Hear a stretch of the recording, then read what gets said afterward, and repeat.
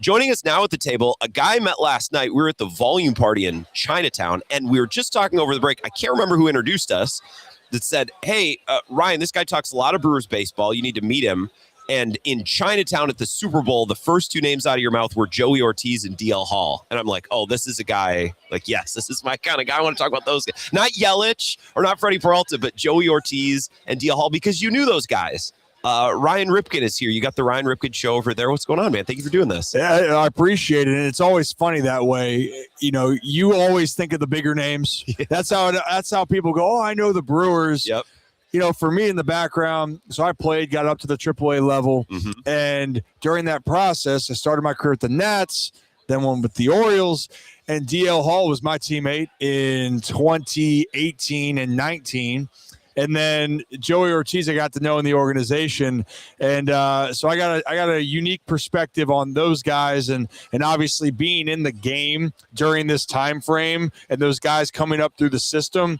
Yeah, I want to know more of those guys that are maybe trying to still figure it out the big league, maybe became a star, or could be the pieces that could help make the biggest impacts for maybe the Brew Crew in 2026. DL Hall is the exact type of guy that the Brewers get so much use out of. Like, could make a spot start, but a reliever who can go often and give multiple innings, pitch leverage if needed, or come in if a starter doesn't have it. Like, why is he maybe not gotten it going? Because the stuff is there. That's why they liked him. That's why I identified him. You know the guy. So what's missing there for him? So DL Hall, so to bring back like the pedigree for him, first round pick, right? So you get drafted in the first round, you got some talent. And from the left side, he has a fastball that can get up there and it can touch almost triple digits. But the problem for DL, the two things for him was trying to hone in his skill set, figure out what works for him and how to pitch to that power that he has, and then he's got to stay healthy. Those two things were an Achilles heel for him when I was teammates,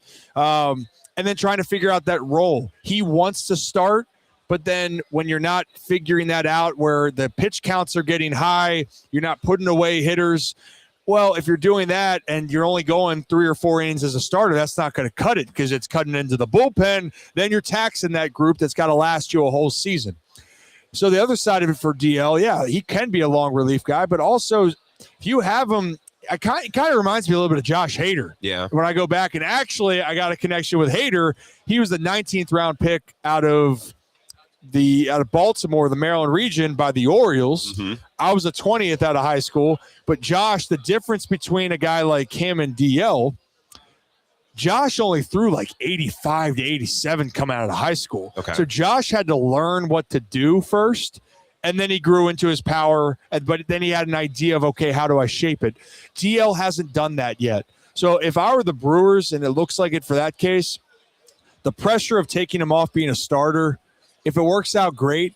But I'd love for him to try to figure out what his role can be. Because once he can figure out what that is at the big league level, I think he can be a really valuable asset. But until then, he's going to kind of feel stuck in between. Well, it's got to be hard, too. It's easy for us fans to say, well, just make him a long reliever. And that's what the Brewers do. But if that guy the whole time is like, okay, I'll do this, but like, I really want to start. Like, it's hard to really succeed in that role if deep down in your mind, you're like, I'll put up with this, but it's not what I want to do. And that's probably more common in baseball than people think, whether it's playing the field or, pitching in certain roles. I think Joey Ortiz has probably settled into shortstop very well. Defensively, he's been awesome. He went months really last year without just seeming like he could figure it out with the bat. But the Brewers are like, all right, man, you could defend. That's your role. What do you remember about Joey Ortiz? What does he need to do to get it going?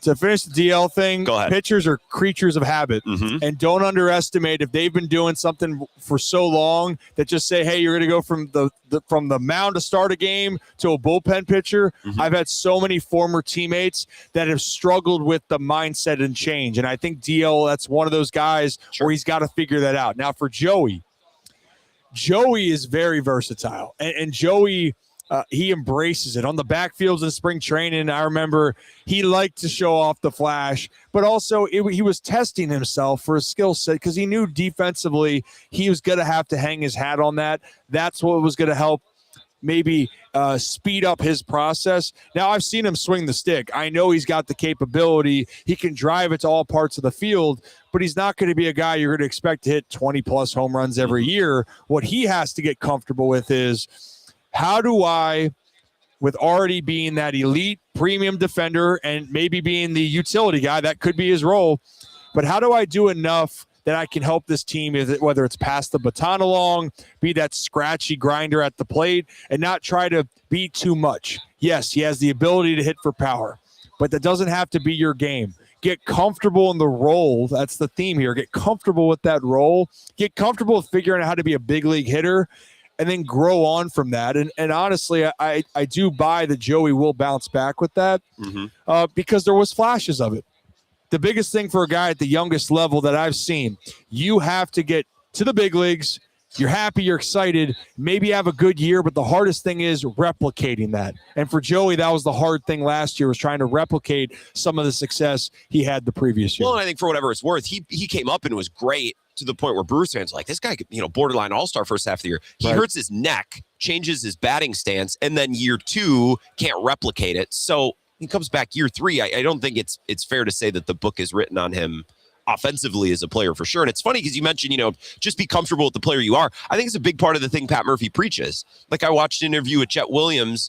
I can't remember who it was with, maybe MLB Network. And they asked him, have you talked to Pat? What'd he say? He said, yeah, Murph called and said, just be comfortable with who you are, man. That's why we traded for you. That's what we want you to be. So I think it fits with Murph. What do you hear in baseball circles about Pat Murphy and the job that he's done? Murph is, he's an elite manager. Yeah. But here's the first thing, and this is not just in managing, this is in life, but this is going to make a lot of sense when we start talking about the other examples in Major League Baseball. Okay. In life in general, right? When you communicate well and you can control a room and you also make it a point to do things the right way, hold people accountable when you have to, but also make sure that you are bringing an energy that can instill confidence in others, right? That's kind of how it is. Well, Pat Murphy does that probably as well as anybody in baseball. But then you want to go around baseball with that. Stephen Vogt with the Guardians, he is one of the best that does it. The Guardians, in my mind, they got talented. And look, you're a big league player. You get to the big leagues, you're a talented player. But if you're looking around Major League Baseball, the Guardians, from a roster standpoint, they're not as talented as some of those other teams, but they find a way. Why? I think it starts with the culture that Stephen Vogt sets. Okay. And I would say the same thing with Pat Murphy. They have guys that understand what they need to do to have success on the field of play. This is the other random one that people might not think of, but Dave Roberts is an unbelievable communicator. Okay. It helps that you have Ohtani and Betts and Freeman and Yamamoto. Doesn't hurt. But also last year, the Dodgers had, I believe, 15 starting pitchers throughout the course of the season. And you have to get to the postseason to have the chance to go on this run. And Dave Roberts, when you talk to people, he communicates and helps us get to where we need to go. And that's what I think Pat Murphy, I would say he does that as well as anybody in the game. It's a big reason why the Brewers were as good as they were last year. And it's a big reason why, for me, I know that the Central's trying to make moves. It's hard for me to pick against the Brewers because, yes, I think the talent with the Brewers fits, but it also fits with how Pat Murphy is instilling to them the confidence to go out there and win each night. Ryan Ripken is here, the Ryan Ripken Show, which I want to talk about before I let you go. You had a background with Blake Perkins. You were talking about this. I want to hear more about this. So Perk and I were roommates in Instructional League with the Nationals. We were teammates one year in short season.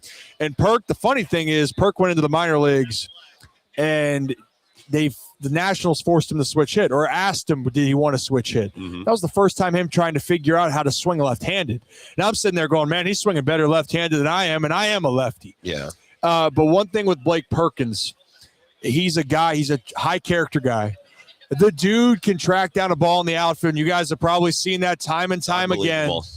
And he's a guy, when we talk about understanding who he has to be, he's found that out, and he's scratched and he's clawed, and he's learned to do the little things well, and he's a good runner as well. But that was one thing I took away from him. High school kid coming in. Yes, he had some confidence, but it wasn't arrogance. And ultimately, he found a way. Going to the Brewers ended up being the best thing for him, but it wasn't his first stop. Yeah. And I think that's a testament to what Milwaukee does. You guys got Vaughn from a different place, and he balls out. Perkins has found his role. I think Joey will. I think that's what has made Milwaukee special. And I know Perks really loved being a Brewer. Is Vaughn a flash in the pan last year, or do you expect him to contribute and to be a solid player for the Brewers this year? I buy the talent of Vaughn. That dude can hit. The thing for him is obviously position. Where are you going to put him? DH? Do you want to have him at first, but probably more like in a DH role if you have that choice? But he didn't get drafted as high as he did, 4th overall, I believe, because he couldn't hit. Mm-hmm. When you're in Chicago, also, by the way, keep this in mind. When a team struggles, you're trying to keep your job more than you're focused on winning. And that's a hard thing to do. And I'll use this example. 2021, the Orioles were awful. I'm in AAA. The Oriole big league team is one of the worst. I think they won 48 games or something like that. Cedric Mullins had his 30 home run, 30 double season that year, 30 stolen bags in that. And I told Seti, I'm so proud of what you did because it's so hard to play on a team where you're trying to compete to be a part of the future. It's easy to play when you're not focusing on the results. So for Vaughn and the White Sox, to me, it got toxic. Gavin Sheets is another example. He's one of my best friends. That's how I met Andrew Vaughn. Gavin really struggled with the White Sox his last year, gets let go, or goes to free agency, minor league contract to the Padres, wins the job, and he almost has 20 home runs last year helping San Diego.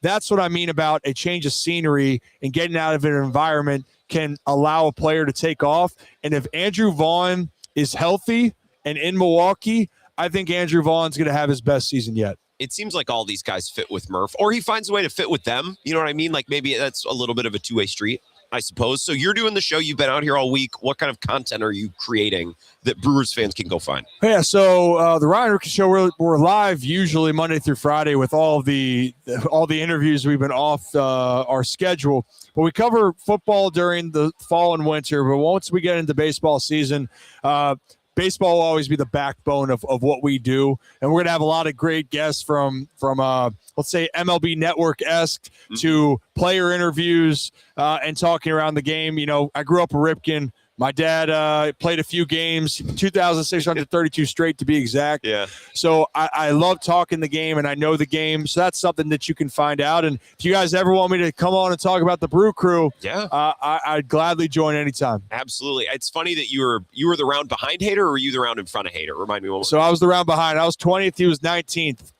And I remember that he was throwing 85, 87, going, who the heck is this guy? But he knew how to pitch, and he dominated in Maryland.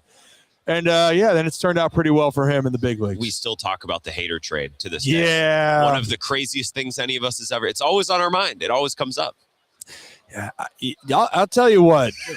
I know things don't always go the way that you expect, but Milwaukee to me is one of my favorite teams to watch because we talk about Pat Murphy, but the infrastructure of the organization, I know hasn't gone to the World Series or got that title in this time frame, but a well-run organization.